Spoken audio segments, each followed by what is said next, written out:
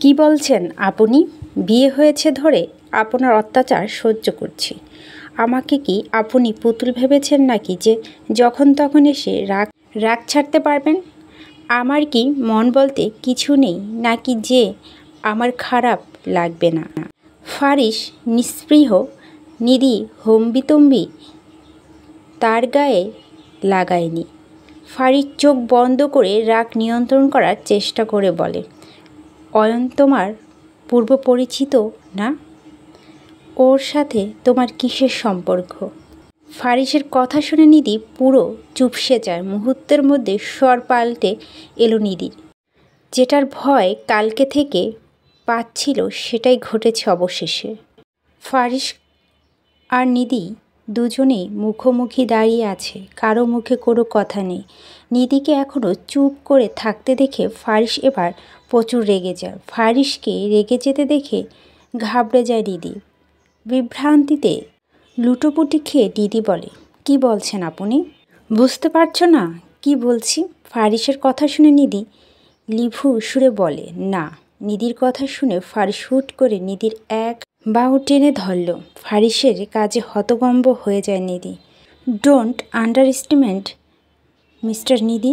যা বলছি তার উত্তর দাও, না হলে কিন্তু খুব খারাপ হয়ে যাবে। নিধি বুঝতে পারল ফারিস সত্যটা না জেনে তাকে আর ছাড়বে না। নিধি নিভু সুরে বলতে শুরু করলো, আমি যখন 10ম শ্রেণীতে পড়তাম তখন অয়ন আমার পিছন পিছন ঘুরত। সারাদিন আমাকে ইমপ্রেস করার চেষ্টা করত। তখন বয়স আমার কতই বা ছিল। অয়নের এসব পাগলামি দেখে আর না করতে পারলাম না তাকে। নিজের আবেগকে নিয়ন্ত্রণ করতে পারিনি তখন। সব কিছু ঠিক চলছিল 2 বছর। কোনো দিন মনে হয়নি ও আমাকে ছেড়ে চলে যাবে। কোনো দিন কোনো বাজে প্রস্তাবও দেয়নি আমাকে অয়ন, যার জন্য আমি ওর প্রতি আকৃষ্ট হয়ে থাকি। একদিন হঠাৎ অয়ন এসে কোনো কারণ ছাড়াই আমার সাথে ঝগড়া শুরু করে দেয়। আমি বুঝতেও পারিনি আমার কি দোষ ছিল যে ও আমার সাথে ঝগড়া করছে। ঝগড়ার শেষ প্রান্তে সে আমাকে বলে, আমার মতো এত নিচু ফ্যামিলির মেয়েকে তার পরিবার মেনে নিবে না, তার সাথে আমি যেন আর যোগাযোগ না করি। সে আমার সাথে আর যোগাযোগ করবে না। এইসব বলে সেই দিন অয়ন চলে যায়। তখন আবেগ হয়তো আমার নিয়ন্ত্রণে ছিল, তবে আমি ধ্বংসের শেষ প্রান্তে ছিলাম। বলেই থামে নিধি। কি হয়েছে তারপর? অর্ধেক বলে থেমে যাচ্ছ কেন? রাতে কি খাবার খাওনি নাকি? ফারিসের কথা শুনে নিধি অবাক চিত্রে ফারিসের দিকে তাকায়। শুরু থেকে শেষ পর্যন্ত সবই তো বলছি। ফারিসের ব্যাকুল চিত্রে হতাশ হলো। ফারিস চোখ বন্ধ করে নিজের রাগ নিয়ন্ত্রণ করে বলো, আমি সব কিছুই জানি মেয়ে, আমার কাছে সব সত্যি বলো, আমি কিছু বলবো না তোমাকে। নিধি এবার একটু রেগে যায়, কিছুটা চেঁচিয়ে বলে, কি আজব, সব কিছুই তো বলছি, আমি আপনার থেকে কি লুকাবো আর? নিধির কথা শুনে ফারিস সজোরে নিধির গালে থাপ্পড় দিয়ে বলে, অয়নের সাথে রাত কাটাসনি তুই? কি মনে করছিস তুই আমি কিছু জানতে পারবো না? আমাকে কি তোর এতই বোকা মনে হয়? নিধি বিস্ময় আবহ। সে কল্পনাও করেনি ফারিস তাকে চড় মারতে, তাও আবার ভুল কিছু শুনে। নিধি আর কিছু জানার আগ্রহ রইল না। টলমলে পায়ে হেঁটে নিধি বেলকনিতে চলে যায়। নিস্তব্ধ নিশ্চুপ হয়ে আছে চারদিকে, কোনো সারা শব্দ নেই কোথায়।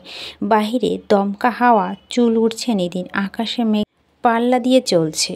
বিষাদে নীরবতা যখন চারদিক জুড়ে আচমকা পাশ থেকে কেউ একজন নিধির চোখে পানি মুছে দিয়ে বলো, মিথ্যে বলা আমার একদম পছন্দ না মেয়ে, সত্যটা আমি তোমার মুখ থেকে শুনতে চাই, তাই তো আমি এসে তোমাকে জিজ্ঞেস করছি সব। ফারিসের কথা শুনে নিধি তার দিকে ফিরে তাকায়। নিধি অবলীলায় বলল, আমি প্রথমেই বলছি অয়ন আমাকে কখনো কোনো বাজে প্রস্তাব দেয়নি, সেখানে আমার কিভাবে রাত কাটাবো?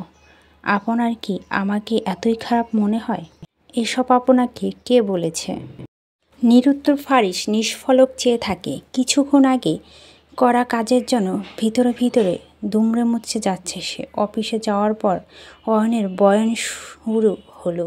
নিধি তাকে ঠকিয়েছে, নিধির সাথে তার ঘনিষ্ঠ সময় কেটেছে, আরও কত কি। এসব শুনে ফারিস আর রাগ নিয়ন্ত্রণ করতে পারেনি। বাহিরে কাউকে নিয়ে এসব বলে ফারিস হয়তো চুপ করে থাকতো, কিন্তু তার ব্যক্তিগত জীবনের সাথে জুড়ে থাকা মানবীয়কে নিয়ে এসব বলাতে ফারিস চুপ করে থাকতে পারেনি। অয়নের সাথে তো এসব নিয়ে রাগারাগি হয়েছি। আবার বাসায় এসে নিধির কাছ থেকে সত্যটা জানতে চাইছে, তখন অয়নের রাগ সব নিধির উপরে ওঠা। ফারিসকে চুপ করে থাকতে দেখে নিধি বলে, খাবার দিচ্ছি, খেতে আসেন। নিধির কথা শুনে এক মুহূর্তের জন্য নিধির উপর থেকে সব বিরক্ত দূর হয়ে যায় ফারিসের। একটু আগে কি খাবারের ব্যাপারটা না করেছে সে নিধির সাথে, অথচ কি সুন্দর নিধি সব কিছু ভুলে এখন তাকে খেতে ডাকছে। নিধি ডাইনিং টেবিলের ওপর খাবার এনে রাখে। ফারিস এসে চেয়ার টেনে বসে। নিধি ফারিসকে সযত্নে খাবার বেড়ে দেয়। খাবার বেড়ে দিয়ে নিধি রুমের দিকে পা বাড়ায়। নিধি। ফারিসের মুখে নিজের নাম শুনে চকিতে পিছনে ফিরল নিধি। অবাক হয়ে বলল, কিছু লাগবে? খেতে আসো। ফারিসের কথা শুনে নিধি হতকম্ব হয়ে যায়। ফারিস কী করে জানলো সে খাবার খায়নি? নিধি কল্পনার মতো এক বালতি জল ঢেলে দিয়ে ফারিস নিধিকে ধমক দিয়ে বলে, খেতে রাখছি, শুনছো না? সব কিছু নিয়ে তোমার উপর এত চেঁচামেচি করতে হয় কেন আমাকে? সোজা কথা হজম হয় না তোমার? ফারিসের ধমক খেয়ে চুপসে যায় নিধি। নিধি মিনমিন করে বলে, সারাদিন আপনার ধমক খেয়ে তো পেট ভরে যায়, খাবার খাওয়ার আর কি প্রয়োজন? কিছু বলছো? না, কি বলবো আমি কি কিছু বলতে পারি নাকি? নিধি কথা শুনে ফারিস তার দিকে চোখ পাকিয়ে তাকায়। তার দেখে নিধি তাড়াতাড়ি এসে চেয়ার টেনে ফারিসের পাশে বসে। অয়ন তোমাকে ছেড়ে চলে গিয়েছে, তুমি তাকে আটকাতে চাওনি কেন? ফারিসের কথা শুনে থমকে যায় নিধি। মানুষ নাকি তার বউয়ের কাছ থেকে প্রাক্তনকে না আটকানোর গল্প শুনতে চায়। কি অদ্ভুত বর তার। কথা আছে না, ভাগ্য না থাকলে স্বার্থর মধ্যে থাকা প্রিয় জিনিসও হারিয়ে যায়, তেমন আর কি। ফারিস বুক ভাঙা শ্বাস ফেলল। নিধি কথাটা কঠিন হলো সত্য, যেটা বাস্তব প্রমাণ সে নিজে। অয়নকে এখনও ভালোবাসো? জীবনে কেউ আমাকে আমার করে বুঝিনি কি হবে আর মিছে মায়া জড়িয়ে থাকার। নিধির কথা বলার ধরনে থতমত খেয়ে যায় ফারিস। সে বুঝতে পেরেছে নিধি কথাটা তাকে ইঙ্গিত করে বলেছে, তাই কথা ঘোরানোর জন্য বলে, এসব তুমি রান্না করেছো? হ্যাঁ। ও, তাই তো বলি, এত বাজে খাবার তো বাড়ির কেউ বানায় না। ফারিসের কথা শুনে নিধি হতবিহম্ব হয়ে যায়। সবাই তার রান্না অনেক প্রশংসা করে, সেখানে ফারিস কথা বলছে রান্না মজা হয়নি তো খাচ্ছেন কেন? নিধির কথা শুনে ফারিস খাওয়া থামিয়ে দিয়ে বলে, ক্ষুধা লেগেছে, খাবো না? ফারিসের কথা শুনে নিধি আর কিছু বলে না। ফারিস খাবার খেতে খেতেই বলে, শোনো মেয়ে, আমার বাড়িতে তুমি আমার বউ হয়ে এসেছো, তোমার সাথে আমারও মান সম্মান জুড়ে আছে, তোমার জন্য সেটা যেন নষ্ট না হয় বলে দিলাম। অয়ন থেকে 10 হাত দূরে থাকবে, তোমাকে ওর কাছাকাছি দেখলে আমার থেকে খারাপ কেউ হবে না বলে দিলাম। শুধু কি আপনার সম্মান নষ্ট হবে বলে ওর থেকে দূরে থাকতে বলছেন নাকি? জেলাস? নিধিকে মাঝপথে থামিয়ে দিয়ে ফারিস চোখ রাঙিয়ে বলে, যা বলছি তাই করবে, তক্ক করো না মেয়ে। ফারিসের কথা শুনে মন খারাপ হয়ে যায় নিধির। আপনি একটু আগেই যে নরম কণ্ঠে কথা বলেছেন, আপনাকে তাতেই মানায়, এত কঠোর মানুষ হওয়া আপনাকে মানায় না। নিধির কথা শুনে ফারিস তাচ্ছিল হাসি হেসে বলে, কেউ আর এমনি এমনি কঠোর হয়ে যায় না, তীব্র আঘাত পেতে পেতে এক সময় মনটা পাথরে পরিণত হয়। বলেই ফারিস হাত ধুয়ে চলে যায়। আর নিধি বসে বসে ফারিসের বলে যাওয়া কথাটা কারণ খুঁজছে। দুশ্চিন্তা প্রবল পীড়ায় পিষ্ট হয়ে আছে নিধির অবুঝ মন। অয়ন যে তার সংসারে ঝামেলা তৈরি করার জন্য এসব করছে সেটা বুঝতে আর বাকি রইল না নিধি। এখনও ঘুমাচ্ছ না কেন? আমাদের বাড়িতে আবার চোর টোর আসবে না যে তোমাকে রাত জেগে পাহারা দিতে হবে? তড়াক করে বা পাঁচটা ইতিহস্ত নজরে তাকালো নিধি। ফারিসকে তার পাশে দেখে কিছুটা অবাক হয় সে। নিধি ফারিসের কথায় তোয়াক্কা না করে মুখ ফিরিয়ে নিজের গায়ের ওড়না করতে করতে বলে, আপনি জেগে আছেন কেন? নিধি পাল্টা প্রশ্ন শুনে ফারিস নিধির দিকে অবাক চোখে চেয়ে বলে, দিন দিন তুমি মুখে মুখে অনেক তর্ক করছো। তুমি কি ইচ্ছে করে আমার মধ্যে থাকা হিংস্র রূপটাকে জাগিয়ে তুলতে চাও নাকি? আমি তো তোমার সাথে শান্তভাবে কথা বলতে চাই। ফারিসের কথা শুনে নিধি মুখ ভেঙচিয়ে বলে, আপনি শান্তভাবে কথা বলেনি বা কখন? যখনই কথা বলেন মনে হয় পাশের বাসায় ঝগড়া লেগেছে। এত জোরে জোরে হম্বিতম্বি করেন আপনি। নিধির কথা শুনে ফারিস হাসবে নাকি রাগ করবে বুঝতে পারল না। সে নাকি শান্তভাবে কথা বলতে পারে না। ফারিস রুষ্ট হয়ে বলে, আমার সাথে ভালোভাবে চলবে তো ভালো ব্যবহার পাবে। বাঁকাভাবে চলতে গেলে এর পরিণাম খুব খারাপ হবে বলে দিলাম। তোমার সাথে ভালোভাবে কথা বলছি বলে ভেবো না তোমার সব ভুল আমি ভুল ভেবে ক্ষমা করে দিব। ফারিসের কথা শুনে নিধি তাচ্ছিল্য হাসি হেসে বলে, সবাই শুধু আমার উপর অকারণে চেঁচামেচি করে, কেউ আমাকে বুঝতে চেষ্টা করে না। আমাকে বুঝতো শুধু অয়নই। তখন আমার মন খারাপ। কি করলে আমার মন ভালো হবে সব দিকে খেয়াল রাখতো সে। আফসোস। নিধির পুরো কথা শেষ হওয়ার আগেই ফারিস হুঙ্কার দিয়ে বলে, বাহিরের লোকের কথা আমাকে বলো না।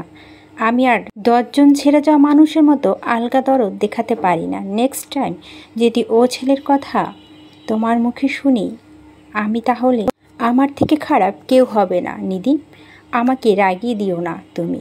অয়ন যখন তোমাকে এতই ভালোবাসতো, কেয়ার করতো, তাহলে ছেড়ে দিয়েছে কেন? ফারিসের কথা শুনে চুপসে যায় নিধি। নিজের কথা জালে নিজেই জড়িয়ে গেছে। পরিস্থিতি ঝামেলা দিতে নিধি নিভু সুরে বলে, সব কিছু সবার ভাগ্যে থাকে না, বাদ দিন। কোথা ঘুমাবো? কালকে নাকি আপনি আমার জন্য ঘুমাতে পারেননি। আমি কি অন্য রুমে কি ঘুমাবো?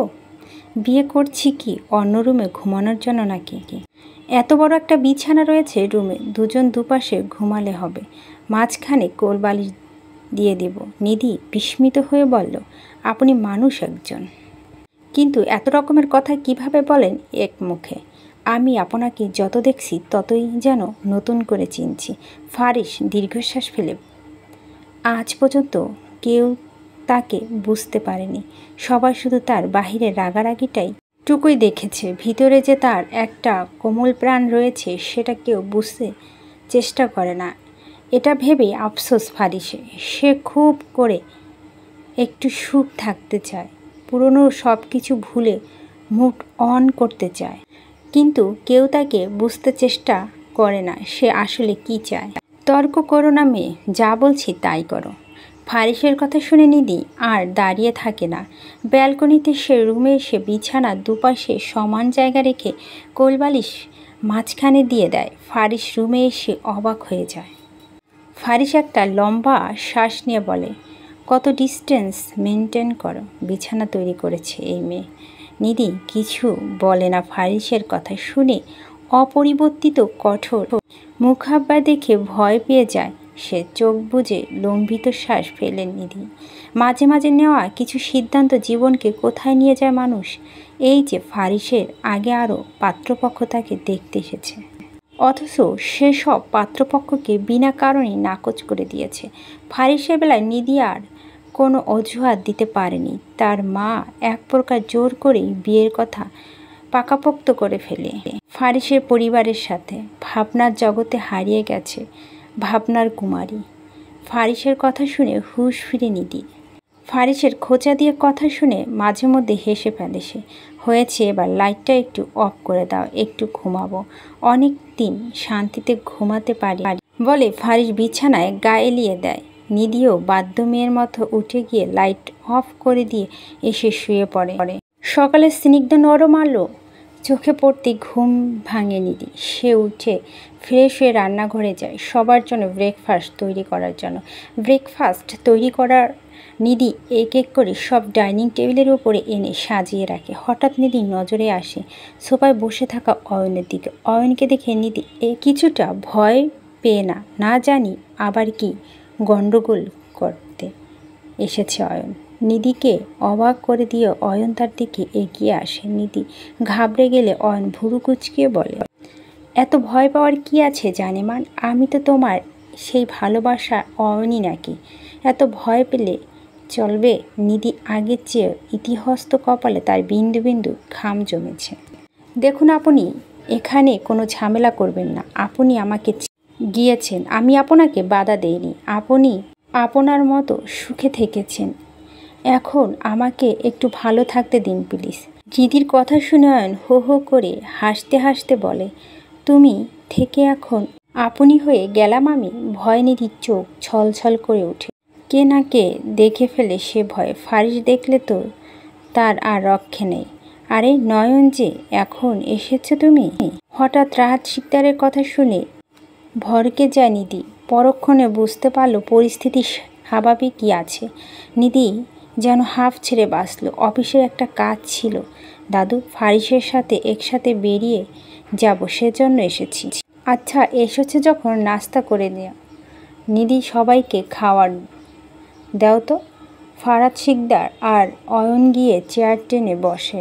এর মধ্যেই ফারুল বেগমও চলে আসে। নিধি সবাইকে খাবার বেড়ে দিয়ে অয়নের পাশে যায় তাকে খাবার বেড়ে দিতে। খাবার দেওয়া শেষ করে নিধি চলে যেতেই অয়ন তার পা বাড়িয়ে দেয় নিধির দিকে। নিধি সেটা খেয়াল না করেই হেঁটে যেতে নিতে পড়ে যেতে নেয়। আচমকা একজোড়া হাত এসে নিধিকে আলগে নেয়। ভয়ে নিধি চোখ বন্ধ করে ফেলে। নিজেকে কারো বাহুবন্ধে আবদ্ধ দেখে চোখ মেলে ফারিসকে দেখে ভয়কে যায় সে। এদিকে ফারিস এসে নিধিকে ধরে ফেলতে অয়ন রক্তিম চোখে তাকিয়ে তাদের দেখছে।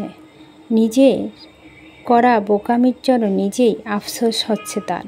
সে তো চেয়েছিল নিধিকে ফারিসের কাছ থেকে দূরে সরাতে। তার ফাঁদ উল্টো ঘুরে নিধি আরও কাছাকাছি চলে এসেছে। আরে নিধি, দেখে চলবে তো? তোমার কোথাও লাগেনি তো? অয়নের দিকে রক্তিম চোখে তাকিয়ে শান্ত গলায় কথাটা বলে ফারিস। এদিকে ফারিসের এত শান্তশিষ্ট আচরণ নিধি যেন ঠিক হজম করতে পারল না। ফারিস যেসব পাত্তা না দিয়ে নিধিকে ধরে চেয়ারে বসিয়ে দেয়। ফারিস নিজেও নিধির পাশে চেয়ারে টেনে বসে। যত্ন সহকারে নিধির প্লেটে খাবার বেড়ে দিতে দিতে বল, খাবার খেয়ে ওষুধ খেয়ে নিও ব্যথার। ফারিসের একের পর এক চমক যেন নিতে পারছে না নিধি। একটু অন্যমনস্ক হয়ে ফারিসকে কথায় সায় মিলায় সে। অয়ন, তোর কোনো কাজ আছে নাকি রে? ফারিসের কথা শুনে হুঁশ আসে অয়নের। নিজের রাগকে নিয়ন্ত্রণ করার চেষ্টা করে অয়ন বলে, অফিসের একটা কাজের ব্যাপারে কথা বলতে এসেছি। অফিসে যাবি না তুই? না রে, আজকে আর অফিসে যাব না। তোর ভাবিকে নিয়ে একটু বাহিরে বের হব, কিছু কেনাকাটা করার ছিল। আর আমি না তোকে বলছি আমার কাজের ব্যাপারে তুই আর কোনো কষ্ট না করতে। আমি আমার অফিসে অনেক কর্মচারী রেখেছি, তোর তো আর এক্সট্রা কষ্ট করার দরকার নেই নাকি? ফারিসের কথা শুনে হেঁচকে ওঠে নিধি। ফারিস তাড়াতাড়ি পানি ঢেলে নিধির মুখের সামনে ধরে। নিধি পানির গ্লাস নিয়ে ডক ডক করে পানি পান করে। ফারিস নিধিকে আলতো ধমক দিয়ে বলে, তোমাকে কতবার বলছি একটু সাবধানে থাকতে, জানো যে তুমি আমার কথা শোনো না। কে জানে ফারিসের হঠাৎ এত পরিবর্তন দেখে নিধি সহ ফারিসের দাদি হতভম্ব হয়ে যায়। শুধু অয়নেরই জ্বলছে ফারিস আর নিধির কথাবার্তা শুনে। ইকবাল সাহেব সোফায় বসে বসে খবরের কাগজ পড়ছেন। তিনি নিধিকে উদ্দেশ্য করে বলেন, ফারিস ডেকেছে, তাড়াতাড়ি যাও, নয়তো আরও রেগে যাবে। ইকবাল খান এ করে শুনে নিধি তার হাতের কাজ শেষ করে রুমে আসে। রুমে এসে নিধি পুরো অবাক হয়ে যায়। ফারিস একদম রেডি হয়ে বসে আছে। অফিসে যাবেন? নিধির কথা শুনে ফারিস ভুরু কুঁচকে তার দিকে তাকায়। হ্যাঁ, আমি তো অফিসের পাঞ্জাবি পরে যাই। স্টুপিড কোথাকারে। ফারিসের কথা শুনে চুপসে যায় নিধি। নিধির কণ্ঠে শৃঙ্গের তুলে বলে, এভাবে কথা বলার কি আছে? ফারিস ছোট্ট শ্বাস ফেলে। খাবার টেবিলে বলছি না শপিংয়ে যাব, এখনও রেডি হওনি কেন? নিধি মাথার উপর দিয়ে গত হচ্ছে সব। কিছু বুঝছে না পেরে নিধি ফারিসের দিকে তাকিয়ে আছে। যে ছেলে বিয়ের দিনও মিটিংয়ে মিস দেয় না, সে ছেলে নাকি অফিসে না গিয়ে তাকে নিয়ে শপিংয়ে যাবে। নিধির মনের অবস্থা বুঝতে পেরে ফারিস বিস্তার শ্বাস ঝেড়ে ফেলে। অয়নকে কোনো প্রকার সাইড দেওয়া যাবে না। ওর মনে কী চলছে সেটা আমি খুব ভালো করে বুঝতে পেরেছি। ওকে যেহেতু বলে ফেলেছি আজকে তোমাকে নিয়ে বেরোবো, তাই আর দেরি করো না, রেডি হও। নিধি চুপ করে রইল। নিধিকে চুপ করে থাকতে দেখে ফারিস মিউড়ে গেল ফের। গলায় গম্ভীরতা বজায় রেখে ফারিস বলে, যা বলছি তাই করো মেয়ে, আমার আর সহ্য হচ্ছে না তোমার ঘাট তারামিগুলো। আমি যেসব পছন্দ করি না তুমি সেসব করছো। তুমি কোন সকালে অয়নকে খাবার দিতে গিয়েছো। আমাকে রাগিয়ে দিও না। পুরনো ভুলগুলো কিন্তু আমি ভুলিনি। ফারিসের কথার অন্তর্জাল থেকে বাঁচতে নিধি তাড়াতাড়ি রেডি হতে চলে যায়। ফারিস আর দাঁড়িয়ে না থেকে গাড়িতে গিয়ে বসে। মিনিট 15-র মধ্যে নিধি বাড়ি থেকে বের হয়ে গাড়ির দিকে এগিয়ে আসছে। ফারিস নিধির দিকে চোখ তুলে তাকায়। পার্পেল কালারের একটা কুর্তি পরেছে নিধি, চোখে কাজল আর ঠোঁটে হালকা লিপস্টিক, চুলগুলো খোলা, এতেই মারাত্মক সুন্দর লাগছে নিধিকে। এই প্রথম ফারিস নিধির দিকে তাকে খুঁটিয়ে খুঁটিয়ে দেখছে। নিধিকে দেখে নিজে অজান্তে ফারিসের ঠোঁটের কোণে এক চিলতে হাসি ফুটে ওঠে। হাসছেন কেন? নিধির কথা শুনে হুঁশ ফিরে ফারিসে। সে গাড়ি থেকে বের হয়ে এসে গাড়ির দরজা খুলে দেয়। নিধি আর কোনো কথা না বলে গাড়িতে গিয়ে বসে। নিধির গাড়িতে উঠতে ফারিস গাড়ি স্টার্ট দেয়। মাঝ রাস্তায় ফারিসকে হঠাৎ গাড়ি থামিয়ে দেয় নিধি। তার দিকে অবাক চোখে তাকায়। নিধিকে কিছু না বলে ফারিস গাড়ি থেকে বের হয়ে একটা দোকানে ঢুকে। নিধিকে অসহায় দৃষ্টি ফারিসে যাওয়ার পানে চেয়ে আছে। এই লোক কখন কি করে বোঝা মুশকিল। 2 মিনিটের মধ্যে ফারিস আবার গাড়িতে এসে বসে। নিধির দিকে ফারিস একটা মাস্ক বাড়িয়ে দিয়ে বলে, মাস্কটা পরে নাও। নিধি ভুরু কুঁচকে বলে, কি দরকার মাস্ক পরার? মাস্ক পরলে আমার দম বন্ধ হয়ে আসে। নিধির কথা শুনে ফারিস চটে বল, মাস্ক পরতে বলছি মানে তুমি পরবে। নিধি গাল ফুলিয়ে ফারিসের হাত থেকে মাস্কটা নেয়। নিধিকে গাল ফুলিয়ে থাকতে দেখে ফারিস খুব ধীর চিত্রে বলে, অয়ন যাচ্ছে আমাদের সাথে, তাছাড়া বাইরে কত মানুষ থাকবে। ফারিসের কথা শুনে কিছু বলে না নিধি। সে নীরব দৃষ্টিতে বাহিরের দিকে তাকিয়ে আছে। অয়নের সাথে একদম কথা বলবে না তুমি? নিধি সন্তপনে মাথা নাড়াল। সে মহাচিন্তিত কণ্ঠে বলল, অয়নকে সাথে নেওয়ার কি খুব দরকার ছিল? নিধির কথা শুনে বিরক্ত হয় ফারিস। আমি কি করব না করব সেটা কি তোমার থেকে অনুমতি করতে হবে নাকি? ফারিসের কথা শুনে চুপসে যায় নিধি। তার আর কোনো কথা বলার সাহস হয় না। নিধিকে চুপ করে থাকতে দেখে ফারিসের রুষ্ট সুরে বলে, অয়ন আমার জানের দোস্ত, তাকে দেখাতে হবে না আমি আমার বউকে কতটা ভালোবাসি, আমার কতটা সুখে আছি সেটা দেখে নয়ন থেকে খুশি কেউ হবে না, আমি শিওর। বলি বাঁকা হাসে ফারিস। নিধি ফারিসের দিকে অসহায় দৃষ্টিতে তাকিয়ে বলে, এসব করা কি খুব বেশি দরকার? পুরনো ক্ষতকে জাগিয়ে তুলতে চান আপনি? ফারিসের দূরকণ্ঠে বলল, আমি তো শান্তভাবেই সব সাথেই চলতে চেয়েছি, অয়নই তো আমাকে রাগিয়ে দিয়েছে। আমি তো প্রথমে ওর সাথে এসব করতে চাইনি। অয়ন বুঝে গেছে আমাদের সম্পর্কটা আর 10টা সাধারণ দম্পতির মতো না, তাই তো আমাদের পিছনে উঠে পড়ে লেগেছে সে। এখন তাকে বুঝতে হবে তো আমাদের সম্পর্কটা একদম স্বাভাবিক আছে। তাছাড়া অয়ন নিজে থেকেই তো আমাদের সাথে যেতে চেয়েছিল। ফারিসের কথা শুনে দীর্ঘশ্বাস ফেলে নিধি। সে বিষমুখে বলল, সব কিছু যখন এতই বুঝেন তাহলে নাটক না করে আমাদের সম্পর্কটাকে স্বাভাবিক করে নিলেই তো হয়। নিধির কথা শুনে ফারিস জোরে গাড়ির ব্রেক কষে। ফারিস বিস্তর শ্বাস ঝেড়ে ফেলে। বুঝবে না তুমি? বলেই ফারিস গাড়ি থেকে নেমে নিধিকে নামতে বলে। নিধি বাধ্য মেয়ের মতো গাড়ি থেকে নেমে পড়ে। অপেক্ষা অবসান ঘটিয়ে অয়ন আগমন ঘটে। নিধিকে দেখেই অয়ন হাত বাড়িয়ে বলে, হাই। নিধি হাত বাড়িয়ে দিতেই ফারিস তার দিকে তাকায়, বলে নিধি, আবার হাত গুটিয়ে নেয়। নিধি কাজে অয়ন কিছুটা অপমানিত বোধ হয়, তবুও সে মুখে হাসি বজায় রেখে বল, কেমন আছেন ভাবি? নিধি একটু চুপ থেকে বলল, ভালো আছি। অয়ন ঢলে পড়া ভাব দেখে ফারিসের মেজাজ সপ্ত আকাশ পৌঁছে যায়। ফারিস নিধির এক বাহু জড়িয়ে ধরে বলে, চলো যাই, তাড়াতাড়ি আবার বাড়ি ফিরতে হবে। ফারিসের কাজে মনে মনে অয়ন প্রচুর বিরক্ত হয়।